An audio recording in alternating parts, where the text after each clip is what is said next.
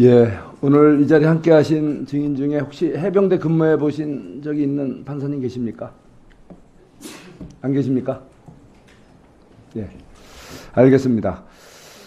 그러면 우리 서울중앙지법원장님, 네. 예, 서해 공무원 피격 사건 잘 아시죠? 네. 예, 발생한 지 벌써 4년이 흘렀습니다. 그리고 또 이와 관련된 재판이 시작된 지 2년 가까이 지금 진행된 거 알고 계시죠? 네.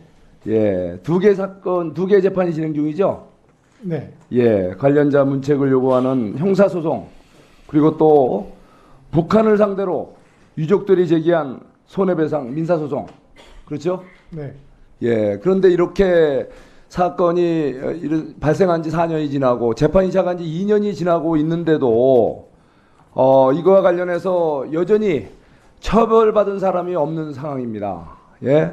이 사건이 얼마나 억울하고 얼마나 답답한 사건인지 이 진실을 국민 앞에 밝혀달라고 그 고 이대준 씨의 가족들과 그 관계 많은 국민들이 이거에 대해서 답답해하고, 예? 이거에 대해서 뭔가 시원하게 좀 해결해 주길 원하는데 지금 이거 어떻게 되고 있는 겁니까? 예, 서해 피살 유족께서 북한을 상대로 제기한 손해배상 자, 이거를 설명하려고 하지 마세요. 네. 북한 그거 하다 보면 시간 엄청 걸리잖아요. 네. 자, 일단 나중에 또 말씀드릴 게 갖겠습니다. 자, 이게 지금 국민들께서는 다 기억하시지만 정확히 이 사건의 전모에 대해서는 지난 작년 12월 7일 날 감사원 감사 결과 발표에서 잘 나타나고 있죠. 6개의 문제를 지적하고 있어요. 자, 첫째, 이 동사건은 범정부적 대응이 필요한 위기 상황이 발생하였는데도 불구하고 안보실 등 관계기관이 관련 규정 및 매뉴얼에 따른 조치를 미행하였다. 예, 우리 서해 공무원이 공무 중에 실종된 사건이에요. 그러다가 북한 군에 의해서 발견되고 소외, 예, 피격 소외된 사건 아닙니까? 두 번째, 서해 공무원 피살 소각 사실 은폐 및 책임 회피를 위해 국방부는 관련 비밀 자료를 삭제하고 대북 전통문 등을 실종 상태인 것처럼 작성하였고 해경은 기존 수색 활동을 유지하였으며 통일부는 사건 최초 인지 시점을 부당하게 변경하였다. 또 세 번째, 국방부 등은 군 첩보에 없고 부정확한 사실을 근거로 서해 공무원이 자진 월북한 것으로 판단된다는 분석 보고서를 작성하여 언론 등에 발표하였고 국정원은 자진 월북이 불명확하다고 분석하고도 이를 관계정관 회의에 보고하지 않았다. 넷째, 해경은 확인되지 않은 사실이니 은폐 왜곡된 수사 내용 등을 근거로 서해 공무원이 자진 월북한 것으로 판단된다는 내용의 중간 수사 결과를 발표하였고 이 과정에서 피해자인 서해 공무원의 사생활을 부당하게 공개하였다. 또 다섯 번째, 국방부는 군에서 시신소각으로 일관되게 판단한 것을 알면서도 안보실의 방침에 따라 시신소각 불확실로 판단을 변경하였고 국정원은 시신소각으로 분석한 이후 새로운 증거가 없음에도 부유물 소각으로 판단 변경하였다.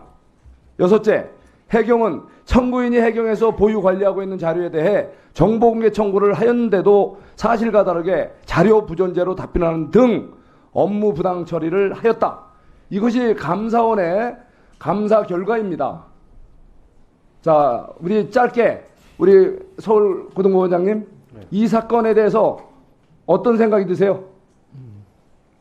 그것이 사실이라면은 참 우리나라에서는 있어서는 안 될 일이라고 생각합니다.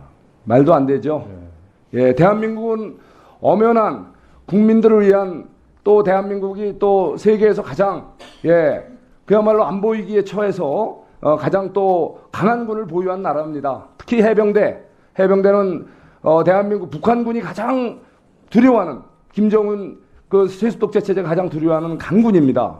자, 그런데 그 해병대 그 주변에서 그런 일이 벌어졌는데 북한군에 의해서 발견됐고 이게 피격 소외되는 사건을 우리가 알고 있었다는 거죠. 이 엄중한 상황 중에 우리 정부가 취한 행태는 지금 이거 도저히 이건 이해할 수 없는 일이 벌어진 거 아닙니까? 네. 자, 그래서 이 사건을 보면서 새상병 특검법을 한번 생각해 보게 되지 않습니까? 예, 새상병 특검법의 본질이 뭐냐?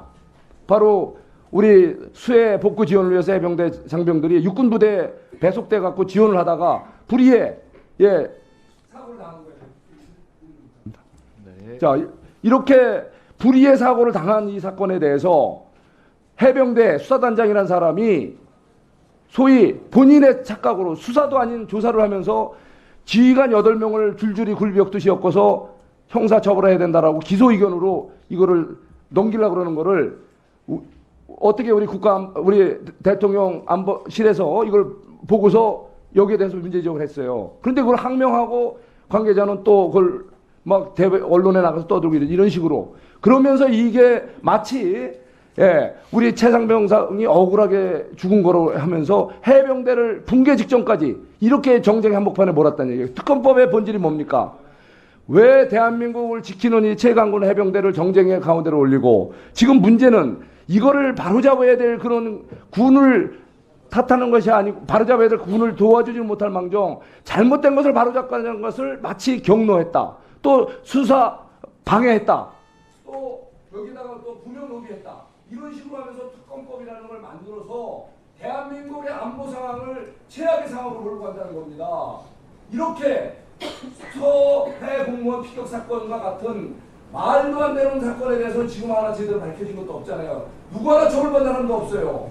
그런데 어떻게 나라를 지키고 있는 해병대를 정쟁의 한복판으로 몰아간 이 사건을 갖고서 특검을 하면서 또 대통령을 탄핵을 하겠다는 명분으로 이 사건을 얘기합니까? 여기 계시는 존경하는 재판관님들, 대한민국의 한복판에서 이루어지는 이 사건, 최상병 희생사건과 네, 위원님. 서해공무원 피격 사건 두 개를 엄중하게 비교해보시면서 대한민국을 바로잡고 있죠. 바로 재판부에서의 엄정한 재판 결과가 네, 정리해 주시죠.